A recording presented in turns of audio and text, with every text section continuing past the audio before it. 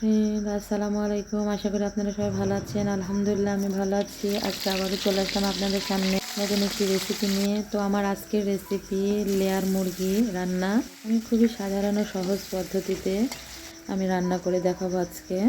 প্রথমেই আমি কড়াইয়ে তেল দিয়ে পেঁয়াজ কুচি দিয়ে দিব, তারপরে এলাচ, দারুচিনি, লবঙ্গ, গোলমরিচ ও কালো এলাচ দিয়ে দিব। দিয়ে একটু নেড়ে চেড়ে আমি মশলাগুলো অ্যাড করব। প্রথমে আমি শুকনো মরিচ বাটা দিব, তারপরে পেঁয়াজ, রসুন, জিরা, আদা বাটা দিয়ে খুব ভালো করে আমি 5 মিনিট মশলাটা কষিয়ে নেব। তারপরে আমি লেয়ার মুরগি দিয়ে দিব, দিয়ে আমি খুব ভালো করে নেড়েচেড়ে একটু কষিয়ে নেব সামান্য পানি দিয়ে। তারপর আমি টমেটো সস দিয়ে দেব আর বাদাম বাটাও দিয়ে দিব।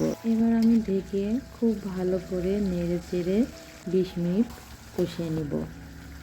আমি খুব ভালো করে কষিয়ে নিয়েছি। এই পর্যায়ে আমি আগে থেকে করে রাখা গরম পানি দিয়ে দিব। লেয়ার মুরগির পেটের মধ্যে দেখেন ডিম ছিল, আমি সেগুলো দিয়ে দিয়েছি এবং উপর থেকে 6-7টা কাঁচামরিচ আমি ছড়িয়ে দিয়েছি। এবার খুব ভালো করে আমি আধা ঘন্টা রান্না করে নিব। এই পর্যায়ে ভাজা জিরা, গরম মশলার গুঁড়া ভেজে উপর থেকে ছড়িয়ে দিব। তো তৈরি হয়ে গেল খুবই মজাদার লেয়ার মুরগি রান্না। তো আজ এই পর্যন্ত। আমার ভিডিওটি ভালো লাগলে লাইক কমেন্ট শেয়ার করতে ভুলবেন না। Thank you.